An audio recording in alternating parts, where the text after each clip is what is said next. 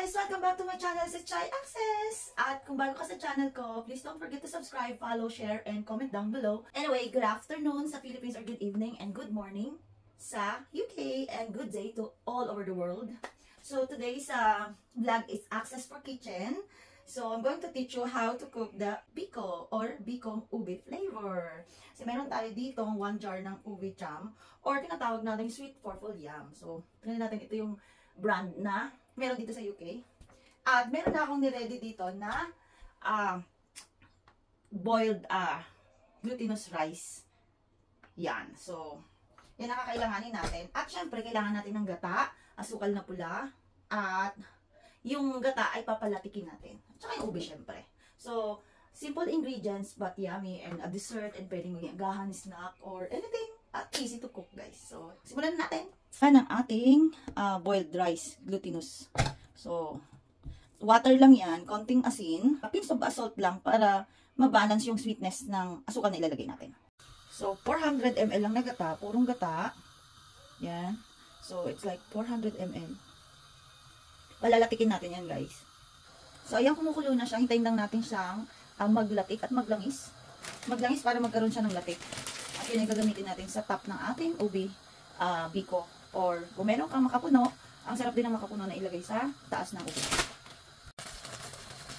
Ayan, nagsisimula na siyang maglangis at mold ng latik. Pag nag-start ng ganyan, para hindi pumansik, kailangan natin siyang halu-haluin muna para hindi dumikit o masunog yung nasa ilalim. Tulad yan, yung sa gilid, nag-start na mag-brown. So, hinaan natin ng konti yung apoy. Ayan, tapos, para hindi masyado malaki yung mabubuong latik. So, kailangan natin ng maliliit. By the way guys, ang ginamit ko dito is puro siya, cream talaga siya. So, marami yung magagawa natin dati. Mamaya. Ganun lang, bantayan natin na wag masunog yung ilalim. Ayan oh, malapit na siyang magkaroon ng sarili ng langis or oil. Ayan. So, bantayan lang natin at haluin para hindi dumikit sa ilalim at hindi masunog yung ilalim niya. Kaya kung makikita ng buo, meron na siyang oil niya, sarili niyang langis na tinatawag natin. Hintayin na lang natin ng mag-golden brown. Tapos, kukunin natin ito at iiwan natin yung oil. Saan natin ilalagay yung sugar natin. Brown sugar or white sugar, it doesn't matter here kasi ilalagay natin siya ng ube. At yung kulay, siguro much better kung merong white ang gawin mo. Pero dahil meron pa akong konting brown, so brown and white sugar ilalagay ko. So, hindi naman makaka-apart ng kulay niya, I think. And we're going to put some ube flavoring or color para ma-highlight pa yung flavor ng ube natin. Or sweet purple yan. So, yan guys, ayan brown na siya. So, hinaan natin yung apoy. And then, set aside natin yung latik. Iwan natin yung ayan, patayin na lang natin kung ayaw nyo siyang ayan, tumatasik-tasik na siya. So, okay na yung brown sa akin. Yung pagka-brown niya, golden brown niya. Ayan. Ayan, okay na yan. So, yan ang ilalagay nating toppings mamaya. So, set aside natin ito at palamigin. So, ayan. So, ilalagay natin. Meron ako dito 1 cup ng brown and then, meron akong white. 1 cup na white. So, kung yung classic na biko ay talagang purong brown sugar lang ang ginagamit. So, ito, kasi dahil may ube tayo, it's fine kung gagamitin mo ay white. So, ganyan habang hinalo natin siya sa ating gata na naging langis. So, para hindi masunog yung asukal, pwede na nating ilagay dyan yung ating ang ating bigas na malagkit. Yung ating boiled glutinous rice. Yan. So, mahinang apoy lang yan guys. Merong mahinang apoy. And then, kukumbine lang natin sila. Ayan.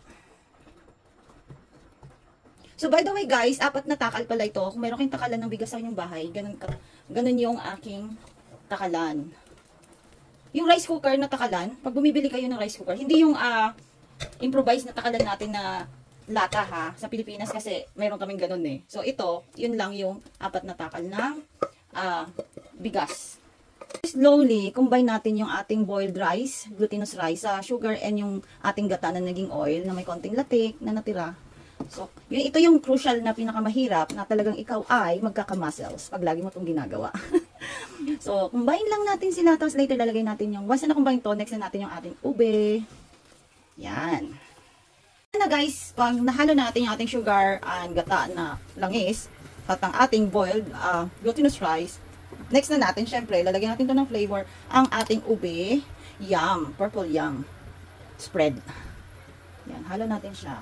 Lagyan lang natin. It's up to you kung gaano karami ang gusto nyong ilagay. Pero ako kasi, ilalagay ko na ito lahat. Yan. Oh, ang hirap. Yan. Isang jar.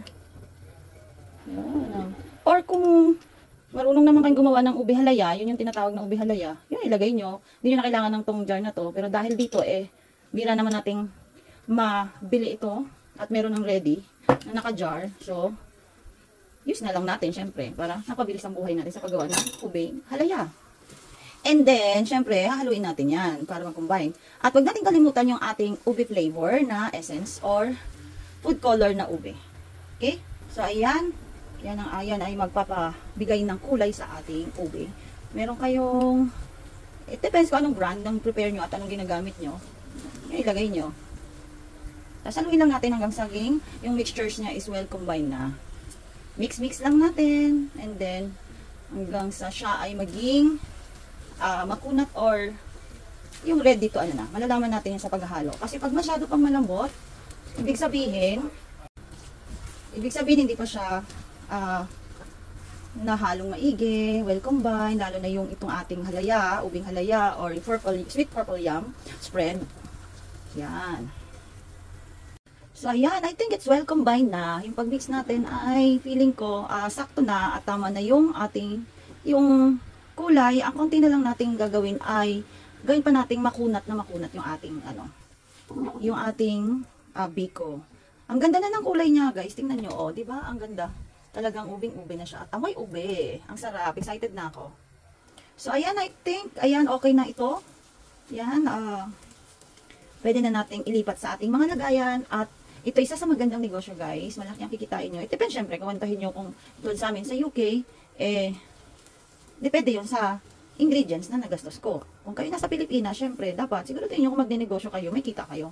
Pero sa akin, this time, ginawa ko to para sa aking mga kaibigan at mga tinuturing kong pamilya dito sa UK. Papamigay natin to, guys. So, sana matuwa sila at magustuhan nila. For sure. Diba? Ang sarap. Oh, ready na akong mahihain ito at hati-hatiin para sa kanila. So, yan na, guys, yung ating nangyari sa yung takal na yon. Yan. So, ipa-flatten lang natin siya. Yan. Ito yata masyadong marami. Okay.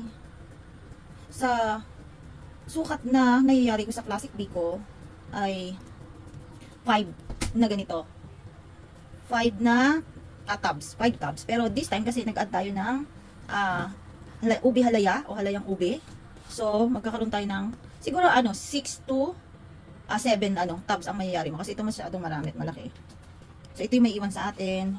Itong pinrepare kong babaunin. Tapos ito yung ibibigay natin sa ating mga kaibigan. So, flatten mo lang siya ng spatula mo o kung anong meron kayo para siya ay mapantay. It's up to you. So, ganyan lang gawin natin. And then,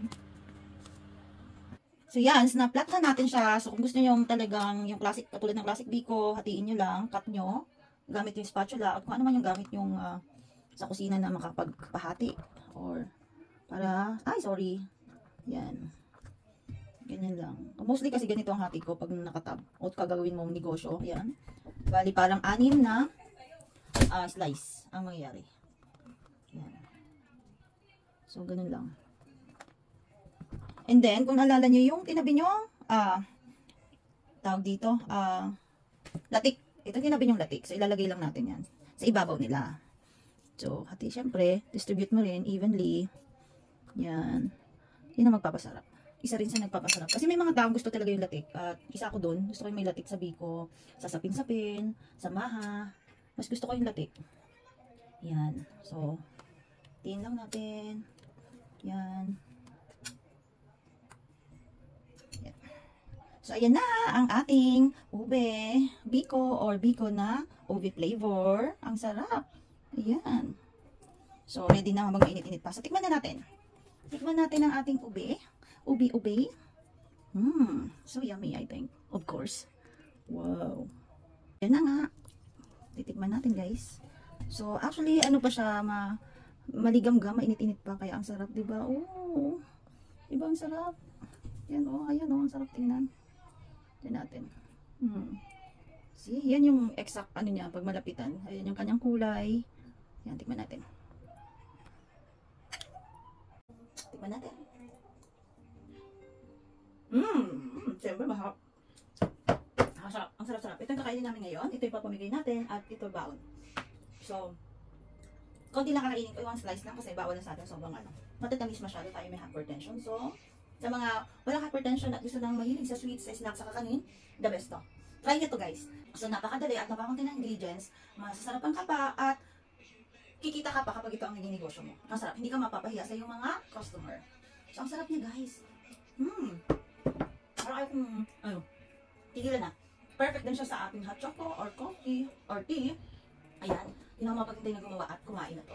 Tamang-tama, snacks time. So ito ay bibigay natin sa ating mga kaibigan or ang ating mga UK friends dito or UK family na tinuturing ko. So pag may time talaga ako, gumagawa ako. So may time ngayon kaya nakagawa ako para sa pamilya at sa mga kaibigan. So guys, thank you for watching. Please don't forget to subscribe kung hindi ka pa nakasubscribe sa channel ko. And don't forget to click the notification bell para lagi kang notify sa aking mga videos. So, thank you for watching and God bless us all. Spread love, not hate, okay? Thank you. Bye-bye. I hope may natutunan kayo today.